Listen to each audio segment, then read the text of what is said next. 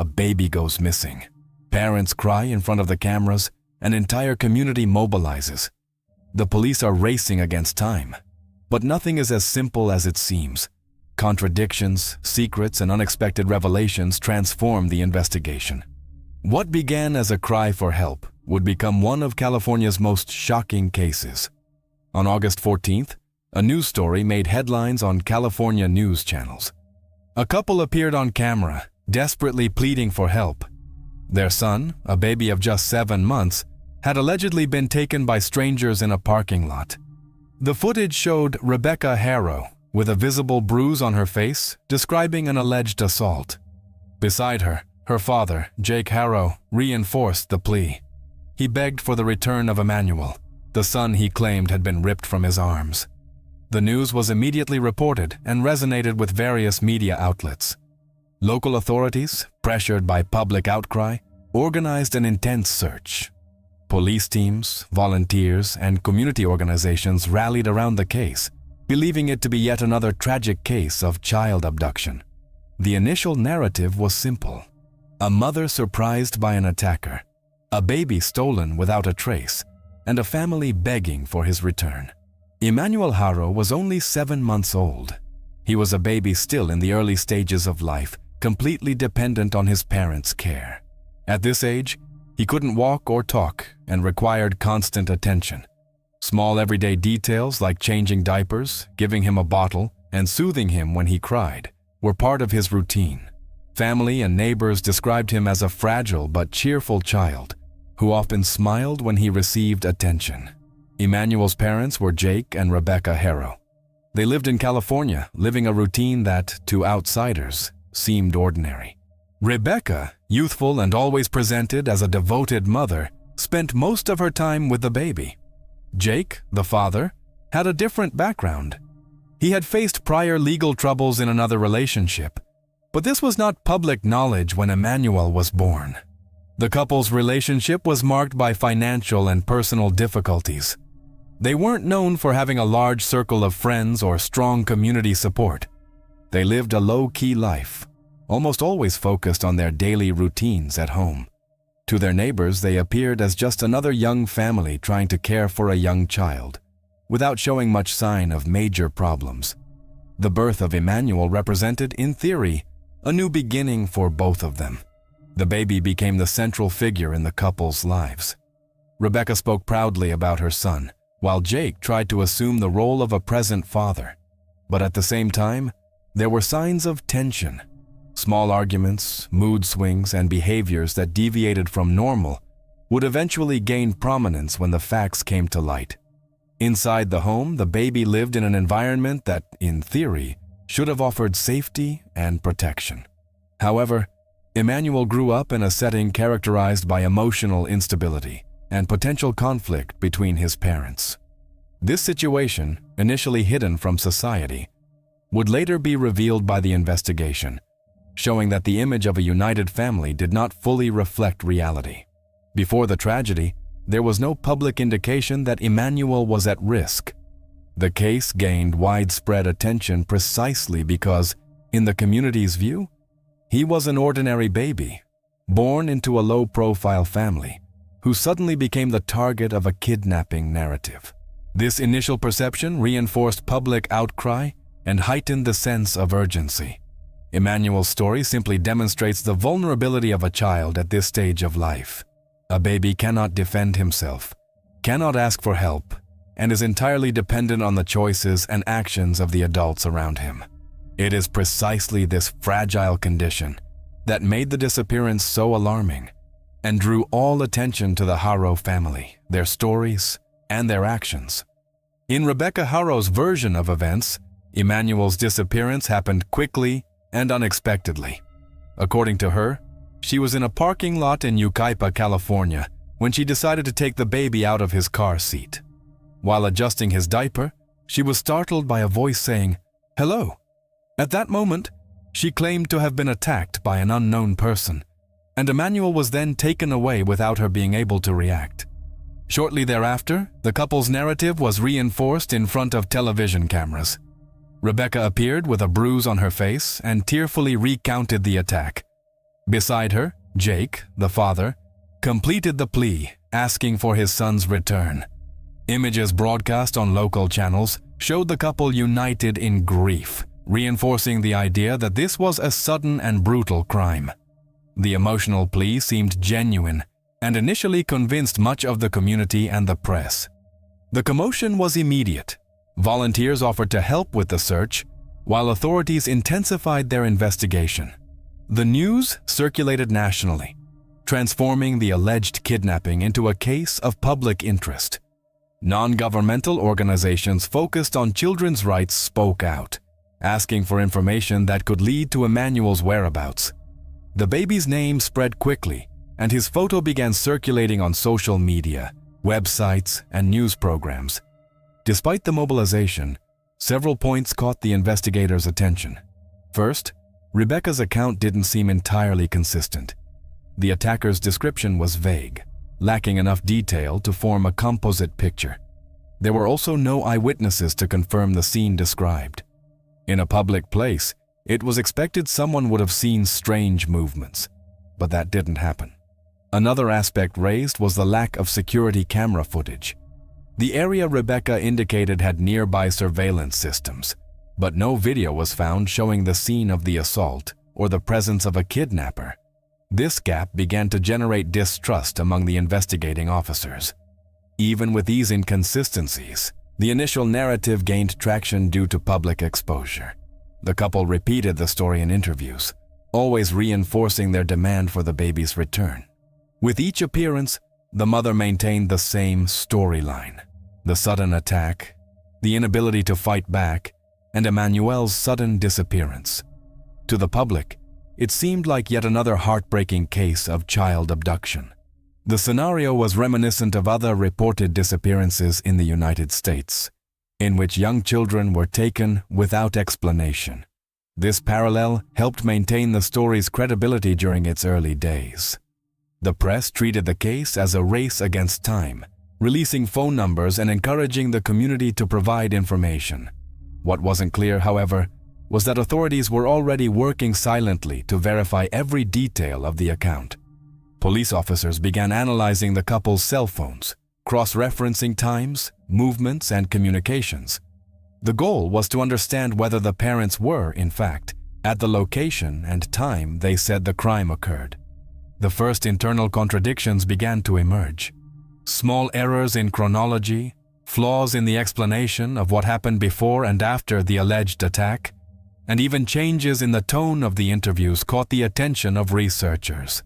While the public still sympathized with the image of distressed parents, the police were already considering the hypothesis that Emmanuel had not been kidnapped. The first hours after Emmanuel's disappearance were marked by intense searches, interviews with his parents, and intense media attention. However, while the public was still mobilizing in solidarity, investigators were already beginning to notice signs that the story presented wasn't holding up. Within the first 24 hours, police identified significant inconsistencies. The location Rebecca described showed no signs of a struggle or kidnapping. No witnesses reported seeing a stranger carrying a baby or running through the area. Furthermore, nearby cameras showed no movement consistent with the narrative. The lack of physical evidence caught the detectives' attention, who began to consider that the case might not be a genuine kidnapping. Another point raised was the parents' behavior during interviews. Although they appeared emotional on camera, they were less expressive in private interactions with authorities. Some police officers reported that the way the couple answered questions seemed rehearsed, as if they were repeating the same story without adding any new details. This rigidity in the version presented raised additional questions. Analysis of the cell phones raised further suspicions. Cross-referencing location data indicated that the parents might not have been exactly where they said they were at the time the alleged crime occurred. Furthermore, message logs revealed contradictions in the timeline. Small details, such as inconsistent times and unexplained calls, began to paint a picture different from the one publicly reported. Meanwhile, teams specializing in child disappearances were evaluating the family's history. Jake Haro's name attracted attention because it was already linked to a previous case of child abuse. Although this fact had not yet been publicly disclosed, investigators realized they needed to examine Emmanuel's disappearance more carefully. The domestic violence hypothesis began to be considered alongside the kidnapping theory. The community, however, continued to believe the story. Neighbors who initially expressed solidarity began to notice the constant police presence at the Haro home and the intensity of the investigation. This activity aroused curiosity, and gradually, rumors began to circulate among local residents that the parents' version of events was not entirely true. Meanwhile, the detectives advanced the timeline. They discovered evidence that Emmanuel might have died days before the date his parents reported his disappearance. This possibility was even more serious, as it meant the couple were not only lying, but could also be covering up a crime within their home. The Riverside District, represented by District Attorney Michael Hestron, closely monitored the investigation. Internal meetings already discussed the lack of evidence to support the kidnapping theory. The main question became, if Emmanuel wasn't taken by strangers, what had really happened to him? Based on these initial findings, the police decided to intensify separate interviews with Jake and Rebecca. The goal was to see if contradictions would emerge when they were not together. The strategy paid off. Details of the narrative began to clash.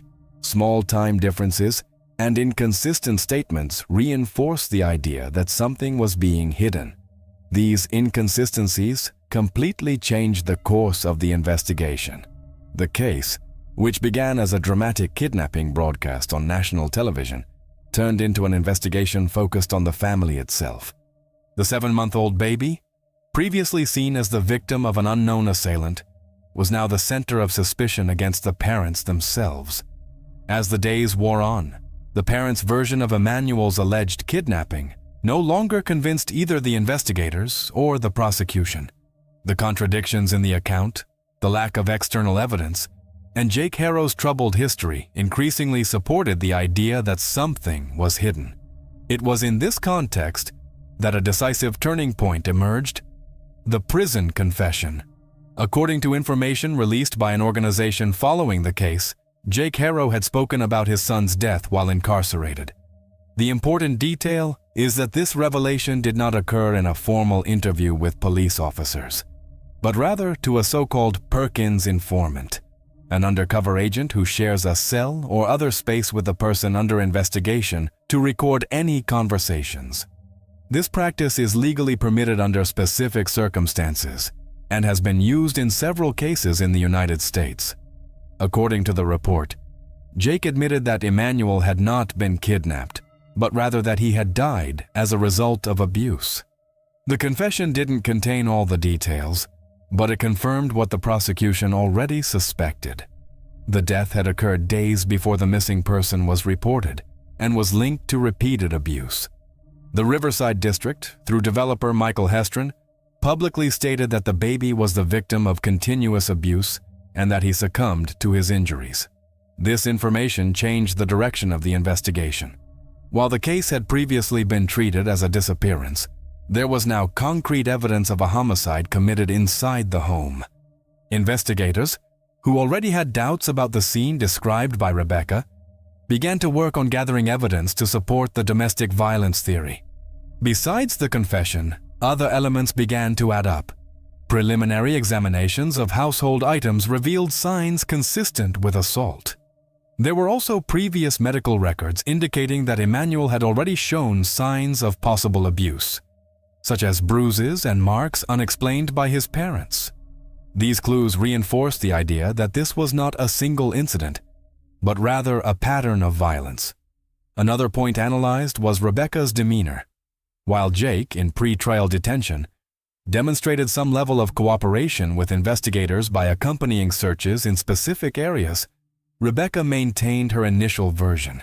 In interviews given while still in prison, she insisted that Emmanuel had been kidnapped and denied any responsibility. This contrast in behavior would become an important factor for the prosecution when considering how to present the charges. During a press conference, Hestron explained that Emmanuel's death occurred around August 5th, 9 days before the couple appeared on television asking for help. This date difference was crucial. It showed that the public performance was not simply a misperception, but a conscious attempt to deceive authorities and the public. The search for the baby's body also gained new momentum. Jake was seen accompanying officers and sniffer dogs in a remote area, about 35 kilometers from the residence. Despite partial cooperation, the remains were not found at that time. Even so, for police, the movement reinforced that Jake knew more than he formally admitted and could pinpoint the exact location at a later date. The informant's recorded confession posed a legal challenge. For it to be used in court, the judge would need to deem it valid, without violating constitutional rights. The defense would certainly try to have this material excluded, claiming Jake was induced or manipulated. However, from an investigative perspective, the content already held significant value. It confirmed suspicions and helped guide the next steps. The impact of this breakthrough was immediate. The community, which had previously still held out hope of finding Emmanuel alive, now faced the harsh reality that the baby had likely been killed by his own parents. The press reported the case as a cruel example of a breach of trust, highlighting the difference between the couple's public image, weeping and pleading for help, and the investigative version emerging behind the scenes. Combined, these new elements, a prison confession, evidence of prior mistreatment, and inconsistencies in testimony, gave the prosecution grounds for formal murder charges. The strategy was clear: build a solid case, even without a body, by demonstrating that all the evidence pointed to the couple as directly responsible for Emmanuel's death. Emmanuel Haro's case wasn't Jake Haro's first brush with child abuse allegations. In 2018, he had already been investigated for mistreating his own daughter, then just 10 weeks old. The baby was taken to the hospital with several serious fractures. Doctors concluded that the injuries were not accidental. It was a clear episode of violence.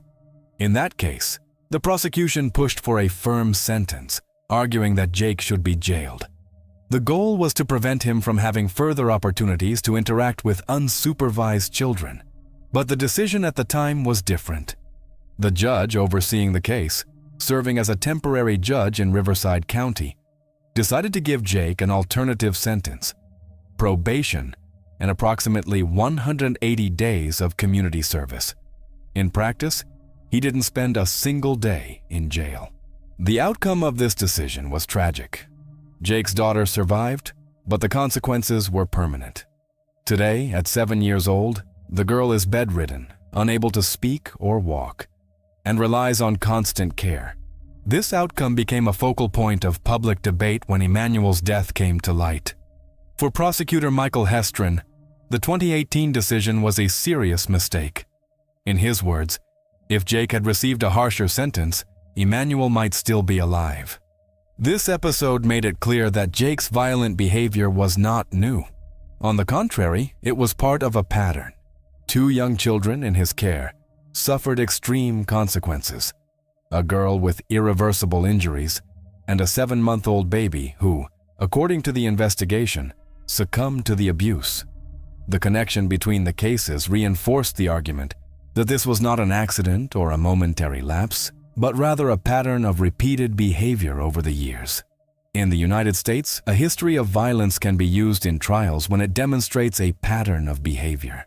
In Jake's case, prosecutors considered presenting this history essential to convince the jury. The goal was to make it clear that Emmanuel was not the first victim and that there was consistent evidence of recidivism. When the public learned of the 2018 case, outrage grew. Many wondered how someone accused of breaking a baby's bones could receive only probation. Criticism fell on the justice system, accused of failing to treat such a serious crime leniently. The feeling was that the court ruling paved the way for a repeat of the violence in 2023. Thus, Jake's history became key to understanding not only Emmanuel's tragedy, but also the institutional failures that allowed him to remain free. For the prosecution, the past spoke for itself. A man who had already caused permanent injuries to a small child was now accused of killing his own son. The repetition showed that there was no accident, but a cycle of violence ignored too soon. As the investigation progressed, Authorities realized there was sufficient evidence to formally file charges against Jake and Rebecca Haro.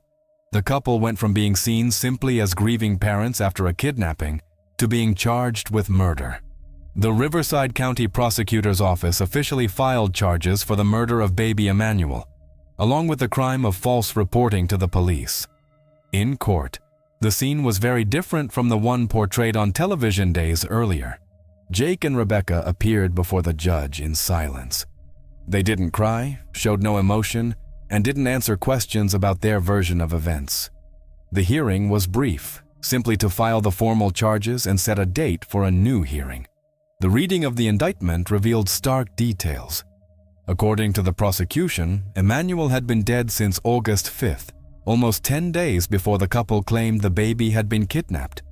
The prosecution's presentation reinforced the contrast between the public performance and the reality under investigation. For prosecutor Michael Hestrin, there was no doubt that Emmanuel had been the victim of ongoing abuse, and that the couple attempted to conceal the crime by creating a kidnapping narrative. This version deceived the community for a few days, but was quickly dismantled as the investigation progressed. The case also included the crime of false reporting. By publicly claiming that their son had been taken by a stranger, the Haros mobilized police teams, volunteers, and public resources in an investigation that never corresponded to reality. This behavior tarnished the couple's reputation in court and in the public eye. The fact that both men remained silent was interpreted as part of their defense strategy. Public defenders were appointed to accompany them, but there was still no clear indication of how each would attempt to protect themselves. The prosecution, for its part, made it clear that it would work to hold both men equally accountable unless evidence emerged that only one of them had direct involvement. The formal indictment marked a turning point in the case. From that moment on, the couple were no longer merely suspects, but were now facing legal action for serious crimes. For the community, the news brought a mixture of outrage and sadness. Many still remembered the images of the televised appeal, and now felt deceived upon learning that it was all part of a hoax. The court set a new hearing for September, where the defense's first statements would be heard. Expectations were high. To what extent would Jake and Rebecca maintain their version of the kidnapping given the evidence against them? This question began to guide not only prosecutors, but also public opinion, which followed each update as part of a drama that, with each step, revealed more details of lies and violence. One of the biggest problems in the investigation was the absence of Emmanuel Haro's body. While a conviction is possible without this evidence, prosecutors know that convincing a jury is more difficult. The body could prove the cause of death and confirm the assaults, but without it, the prosecution must rely on indirect evidence, such as contradictions in the parents' statements, a history of violence, and digital records. The searches focused on areas indicated by Jake, who at times showed partial cooperation. He even left the prison to accompany officers to remote locations where sniffer dogs were used. Despite the effort, nothing was found. Each unsuccessful attempt increased pressure from the press and public opinion, and also gave the defense the opportunity to claim there was no physical evidence. Another challenge was the couple's differing positions. Jake showed signs of admitting responsibility in prison conversations, but Rebecca maintained her version of the kidnapping. This difference weakened their credibility, but also made it difficult for investigators to piece together a unified timeline. The defense could exploit these contradictions to suggest that the charges were unclear. The confession made to an undercover agent has raised new legal complications. The defense may attempt to invalidate this evidence, claiming that Jake was induced to speak or that his rights were violated. If the judge decides to exclude this confession, the prosecution will have to further reinforce other evidence, such as cell phone location data and signs that Emmanuel was already dead before the kidnapping was reported. Digital evidence, while solid, also requires care. For the jury, technical terms related to tracking and data analysis need to be translated into plain language. This is a delicate task because any flaw in the explanation can raise doubts and weaken the prosecution. Time also worked against the investigation. Since the disappearance was only reported days after the alleged death, many opportunities to find biological traces were lost. This delay hampered the collection of direct evidence and reinforced suspicions that the couple was trying to buy time to cover up what really happened. Even faced with these difficulties, prosecutor Michael Hestron stuck to his strategy. He found the sum of factors compelling: a baby under the full care of his parents, a history of serious violence, a public lie broadcast on national television, and technical evidence that refuted the kidnapping theory. Without the body, the case would have been more challenging, but not impossible. Thus, the case moved forward amidst failed searches, legal wrangling, and constant media attention. With each step, it became clearer that the trial would hinge not solely on physical evidence, but on the prosecution's ability to show the jury a pattern of behavior and a sequence of events that pointed directly to Jake and Rebecca Haro. With the formal charges filed, Jake and Rebecca's lawyers needed to determine how to navigate a case already marked by strong public rejection. The indirect evidence was plentiful, and the lie about the kidnapping made any innocence narrative difficult. In Jake's case, the most likely strategy would be to seek some benefit in exchange for cooperation. He had already shown a willingness to participate in searches and had reportedly spoken about the case in prison. The defense could use this to try to reduce his sentence, avoiding a life sentence without the possibility of parole. For Rebecca, the most viable option was to present herself as a victim. Her lawyers could argue that she was experiencing domestic violence and was forced to maintain her kidnapping story. This version sought to create doubt in the jury about her freedom of decision, attempting to shield her from direct responsibility for the baby's death. Another important front was legally challenging the confession obtained by the undercover agent.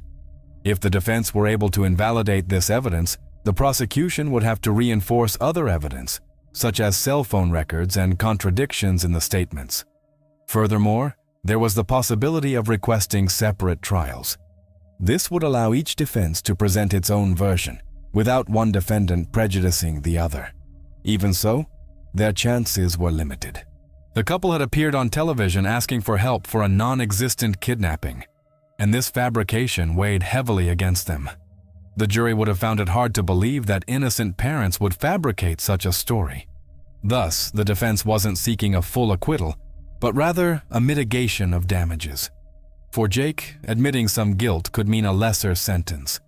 For Rebecca, distancing herself from the assaults could mean a conviction for omission or negligence, but not necessarily for homicide. Ultimately, each attorney worked to separate responsibilities and protect their clients from the harshest punishments. Emmanuel Haro's case had a profound impact on the community.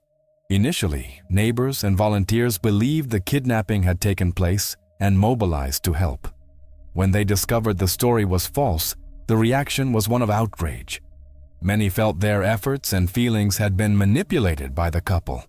The case also raised criticism of the judicial system. In 2018, Jake had already been accused of violence against another daughter, but received a lenient sentence and remained free. For many, Emmanuel's death was a direct consequence of this decision. The debate over harsher punishments for child abuse crimes has returned to the forefront, with questions about how to prevent similar situations from happening again. The case gained national attention in the press. The image of the parents pleading for help on television, followed by the revelation that they had lied, reinforced the sense of shock. The difference between what was shown to the public and the truth ascertained by authorities became an example of how stories can be distorted to cover up serious crimes.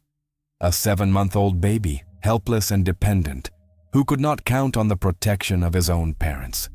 His death exposed not only the violence within the home, but also the institutional failures that failed to prevent the outcome. The case left an open question. Will the justice system be able to provide a firm answer, even without a body being found? For the community, the trial became not only about Jake and Rebecca's guilt, but also about the need to show that tragedies like this cannot be tolerated. Thank you so much for listening to this episode. If you're watching on YouTube, don't forget to subscribe, like, and leave a comment to continue the conversation. And if you're listening on any podcast platform, please rate us 5 stars and leave a comment. See you in the next episode.